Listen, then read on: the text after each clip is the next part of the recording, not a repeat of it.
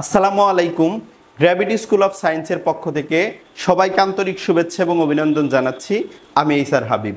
আজকের আলোচনার বিষয় পদার্থবিজ্ঞান দ্বিতীয় পত্রের প্রথম অধ্যায় তাপগতিবিদ্যা। তাপগতিবিদ্যার এর আগে আমি দুইটা টাইপ নিয়ে আলোচনা করছিলাম, আজকে আমি 3 নাম্বার টাইপ নিয়ে আলোচনা করব।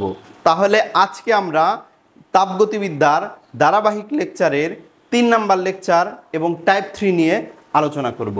দেখো 3 নাম্বার টাইপে এখানে কি রয়েছে। 3 নাম্বার টাইপে রয়েছে কয়েকটি পদার্থের আন্তর্জাতিক স্থিরবিন্দু। কয়েকটা পদার্থের কি আন্তর্জাতিক স্থিরবিন্দু। দেখো এখানে অক্সিজেন আছে শুরুতেই। অক্সিজেনের তৈদবিন্দু দেওয়া আছে এখানে, সেটা হলো 54.3584 কেলভিন। এখানে বেশ কিছু পদার্থের আমি কয়েকটা কি দিছি তৈদবিন্দু দেওয়ার চেষ্টা করেছি, এবং কোনোটার হিমাঙ্ক বলতে আমরা জানি কিন্তু গলনাঙ্ক। এখন তোমরা বলতে পারো যে এই যে বিভিন্ন পদার্থ দিছি এগুলার হিমাঙ্ক বা তৈদবিন্দু দিছি, এগুলার কাজ কি? আমরা কিন্তু যেমন পারদ থার্মোমিটার তৈরি করছি পারদের ক্যারেক্টারিস্টিক্স ব্যবহার করে, ঠিক তেমনি আমরা অন্যান্য থার্মোমিটারও তৈরি করতে পারবো যদি সেগুলার এরকম ডাটা জানা থাকে এবং সেগুলাও যদি তাপমাত্রার সাথে এরকম সেন্সিটিভ হয়, অর্থাৎ তাপমাত্রা পরিবর্তনের সাথে ওগুলাও যখন ডাটা চেঞ্জ হবে তখন কিন্তু আমরা এই ঘটনাগুলা দিয়া সেই তাপমাত্রা পরিমাপের স্কেল ডিজাইন করতে পারবো। তো এই কারণেই আসলে এগুলা দরকার রয়েছে।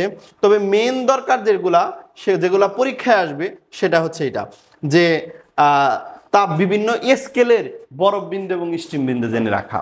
দেখো আমি কিন্তু এর আগের ভিডিওগুলোতে তাপমাত্রা পরিমাপের 5টা স্কেলের কথা বলেছিলাম। সেই 5টা স্কেলের 3টে স্কেলের মধ্যে বরফ বিন্দু এবং স্টিম বিন্দু কোনটা সেটা নিয়ে আমি আলোচনা করছি এই ভিডিওটিতে। দেখো আমরা যে ফারেনহাইট স্কেলের কথা পড়ি, সবসময় ফারেনহাইটের কথা শুনে আসতেছি আমরা সবাই। সেই ফারেনহাইট স্কেলের বরফ বিন্দু হলো 32 ডিগ্রি ফারেনহাইট। কত? 32 ডিগ্রি ফারেনহাইট। এবং স্ফুটনাঙ্ক 212 ডিগ্রি ফারেনহাইট। আবার সেলসিয়াস স্কেল, যেটা আমাদের কাছে সবচেয়ে বেশি পরিচিত, সেইটার বরফ বিন্দু 0 ডিগ্রি সেলসিয়াস। বাষ্পবিন্দু বা ঊর্ধ্বস্থির বিন্দু বা স্ফুটনাঙ্ক 100 ডিগ্রি সেলসিয়াস। কেলভিন স্কেলে বরফ বিন্দু হলো 273 কেলভিন এবং বাষ্পবিন্দু হলো 373 কেলভিন। এই যে 3টে স্কেলের বরফ বিন্দু এবং স্টিম বিন্দু বলে দিলাম, এইগুলা কিন্তু গুরুত্বপূর্ণ, কারণ এইগুলা কিন্তু এই তাপমাত্রা পরিমাপের স্কেলের যে সম্পর্ক দেখাইছি সেখানে কিন্তু ডাটা রয়েছে, যে কারণে এগুলা কিন্তু মনে রাখতে হবে।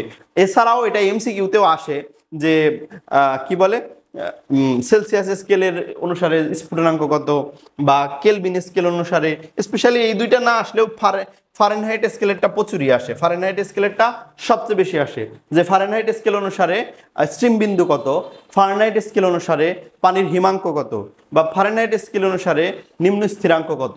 যেহেতু ফারেনহাইট স্কেলটা 2টি স্থির বিন্দুর সাপেক্ষে নির্ণয় করা হয়েছে, শুরুতে আলোচনা করছিলাম তাপমাত্রা পরিমাপের স্কেল নির্ধারণ করা হয়েছে 2টা বেসের উপর ভিত্তি করে।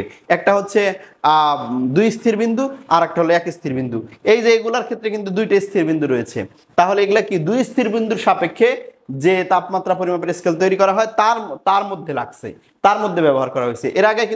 এর আগের স্লাইডটা যেটা দেখাইলাম 1 স্থির বিন্দু, বেশিরভাগ ক্ষেত্রে হিমাঙ্ক দেওয়া আছে অথবা শুধু তৈদ বিন্দু দেওয়া আছে, সেইটার মানগুলা দিছিলাম, সেগুলোর সাপেক্ষেও তাপমাত্রা পরিমাপের স্কেল তৈরি করা যায়। এ কারণে এই ভিডিওটা কিন্তু অত্যন্ত গুরুত্বপূর্ণ। আশা করি সবাই বুঝতে পেরেছো। Thank you so much. আসসালামু আলাইকুম।